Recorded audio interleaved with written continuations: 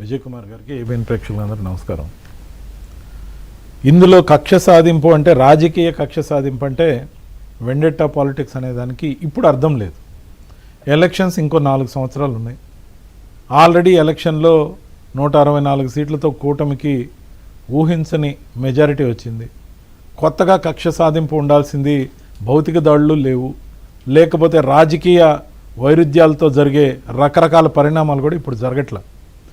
ఏదైతే ఒక స్కామ్ గురించి ఎంక్వైరీ మొదలైందో, ఈ ఎంక్వైరీ మొదలైనప్పుడు ముఖ్యంగా ఏదైతే తన విచారణ సమయంలో విజయసాయిరెడ్డి గారు ఇచ్చిన స్టేట్మెంట్ తర్వాత వేగం అందుకుందో సిట్ విచారణ, ఆ సమయం నుంచి ఈ సమయం వరకే సంచలనాలు నమోదవుతూనే ఉన్నాయి. ఇంకా మోహిత్ రెడ్డి గారిది కూడా లుక్అవుటో లేకపోతే ఏదో ఉన్నట్టుంది.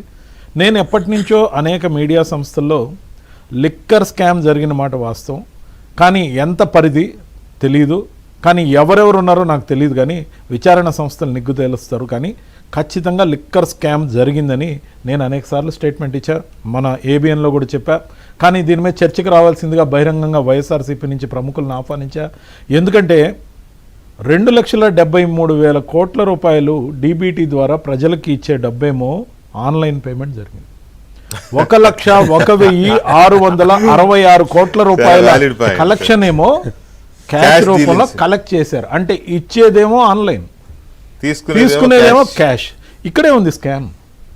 కాదని చెప్పమనండి, గుండె మీద చేసుకుని అంబటి రాంబాబు గారు కానీ లేకపోతే పేర్నాన్ గారు కానీ దబాయిస్తారు, గట్టిగా మాట్లాడతారు కాబట్టి దబాయిస్తారు. కానీ స్కామ్ జరగలేదని చెప్పి చర్చకు రమ్మనండి, రారు. ఎందుకంటే తెలుసు కాబట్టి.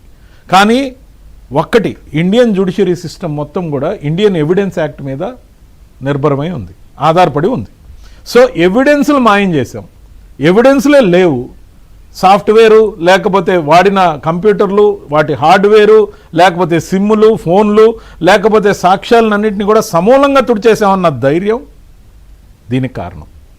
ఇది ఎంత పెద్ద సమస్య అంటే దేశం మొత్తం కూడా వ్యవస్థను గమనిస్తుంది. ఇది వ్యవస్థకి ఒక ఛాలెంజింగ్ ఇష్యూ.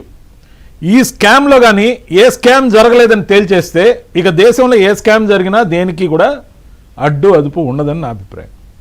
ఖచ్చితంగా కూడా నిందితులు ఎవరైతే తప్పు చేశారో వాళ్ళకి చట్ట ప్రకారం ఎంత శిక్ష పడాలో మనం చూసాం. హేమంత్ సోరెన్ గారు ముఖ్యమంత్రిగా ఉన్నప్పుడు తప్పు జరిగిందని చెప్పి మైనింగ్ స్కామ్లో అరెస్ట్ అయ్యారు, ఆయన దిగిపోయారు, తర్వాత వేరే వాళ్ళని పెట్టారు. ప్రజలు అవినీతిని ఈరోజు రేపు పెద్ద అంశంగా తీసుకోవట్లేదు కాబట్టి తిరిగి మళ్ళీ వచ్చి ఆయన ముఖ్యమంత్రి అయ్యారు. అది విచారణ ఇంకా నడుస్తూనే ఉంది, అదేం క్లోజ్ కాల. అలాగే డిప్యూటీ సీఎంగా ఉన్న మనీష్ సిసోడియా గారిని ఆ పదవిలో ఉండగానే తీసుకెళ్లారు. 1 సంవత్సరం 2 సంవత్సరాలు దాదాపు జైల్లో ఉన్నారు, 2 సంవత్సరాలు పైగా ఉన్నారు. అంతకుముందు ఓంప్రకాష్ చౌతాలా గారు చాలా కాలం జైల్లో ఉన్నారు. అలాగే అరవింద్ కేజ్రీవాల్ గారు సిట్టింగ్ సీఎంగా ఉండి జైలుకు పోతే కూడా ఆయన ముఖ్యమంత్రి పదవికి రాజీనామా చేయకుండా మంకు పట్టుబట్టి ముఖ్యమంత్రిగా జైల్లోనే కూర్చున్న ఘనత ఈ దేశ చరిత్రలో బహుశా అదొక్కటే. మాజీ ముఖ్యమంత్రి సంగతి పక్కన మధు కూడా నిరూపితం అయిపోయాడు కాబట్టి రాజకీయాలకి అనర్హత వేటు కూడా పడిపోయింది. నిరూపితం కాలేదు కాబట్టి హేమంత్ సోరెన్ గారు మళ్ళీ ముఖ్యమంత్రిగా కొనసాగుతున్నారు. నిరూపితం అయినప్పుడు అది లాలూ ప్రసాద్ యాదవ్ గారి దాణా స్కామ్కి సంబంధించా, లేకపోతే చిన్న చిన్న రైల్వే గెస్ట్ హౌస్లకి అన్యాయంగా తక్కువ ధరకు ఇచ్చిన కేసులో కూడా ఆయన అనర్హత అనేది వచ్చిన మాట మనందరికీ తెలుసు. కాబట్టి నిరూపితం అయితే అనర్హత రాజకీయంగా 2 సంవత్సరాల కన్నా పైన శిక్ష పడితే అది ఎవరైనా కావచ్చు, బిగ్ బాసా, స్మాల్ బాసా, మిడిల్ బాసా, ఏం మొహమాటాలు ఏమి ఉండవు. నిరూపణ జరిగే వరకు నిర్భయంగా ఉన్నట్టు పైకి ఉన్నా కూడా అక్కడ జరుగుతున్నది ఏంటంటే మొదటి 5-6 గంటలు నాకు తెలియదు, నాకు సంబంధం లేదు, గుర్తు లేదు, ఈ సమాధానాలు మాత్రమే చెప్తారు. ఎందుకంటే హై ప్రొఫైల్లో ఉన్న వ్యక్తులకు మాత్రమే ఈ సౌకర్యం ఉంది. అదే ఒక సామాన్యుడు ఇదే సమాధానాలు చెప్తే మోకాళ్ళ మీద కొడతారు, లేకపోతే రకరకాలుగా కొడతారు. కానీ చిన్న పిక్ పాకెటర్కి సంకెళ్ళు వేసి తీసుకెళ్తారు. అదే పెద్ద పెద్ద అవినీతి కుంభకోణాల్లో 1000 కోట్ల స్కాములు జరిగితే ఎక్కడ ఎవరికి సంకెళ్ళేరు. ఇద్దరి మధ్య గౌరవంగా 4-వీలర్లు ముసుగులు కూడా వేస్తారు. కానీ వీళ్ళని గౌరవంగా అప్పుడప్పుడు మీడియాకు అలౌ చేస్తూ వెనక సీట్లో గౌరవంగా ఇద్దరి మధ్యలో కూర్చోబెట్టి తీసుకెళ్తారు.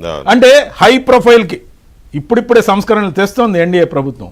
ఐపీసీ సెక్షన్ ని బిఎన్ఎస్ పరిధిలోకి తీసుకొచ్చి ఓకే, చాలా మళ్ళీ మార్పులు- వెళ్ళిపోతున్నారు మీరు. ఆహా, నేను మళ్ళీ- అంటే నేను ఎందుకు ఇది చెప్తున్నా అంటే Yeah, నేను ఎన్డీఏ గురించి ఎక్కువ చెప్పట్లేదు సార్, Yeah. కానీ దీనికి లింక్ ఉంది కాబట్టి మార్పులు తీసుకొస్తున్నారు.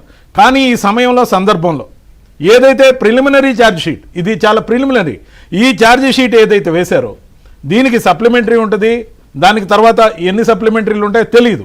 ఖచ్చితంగా కూడా ఎవరైతే పేర్లు మెన్షన్ చేస్తారో వీళ్ళెవరు కూడా ఒకరి పేరు చెప్పడానికి మొహమాట పడ్డా, ఇంకొకరి పేరు చెప్పడానికి ఇబ్బంది పడ్డా కూడా సర్కంఫరెన్షియల్ ఎవిడెన్సెస్ ఏవైతే ఉంటాయో, ఏవైతే మొత్తం క్రోడీకరించిన తర్వాత ముఖ్యంగా డబ్బులు కనపడట్లేదు, ఎవరు వాడారు, అంతిమ లబ్ధిదారు అంటే వాళ్ళు ఖర్చు చేసేసి ఉంటే, వాళ్ళు మొన్న చెప్పిన దాని ప్రకారం హాఫ్ టన్ అంటే ఒక 500 కిలోల బంగారం కొన్నారని చెప్పారు. ఇందాక మీరు చెప్తున్న 90 కోట్లు అన్నారు. హాఫ్ టన్ ఈరోజు 90 కోట్లు కదా, 500 కోట్లు ఉంటుంది.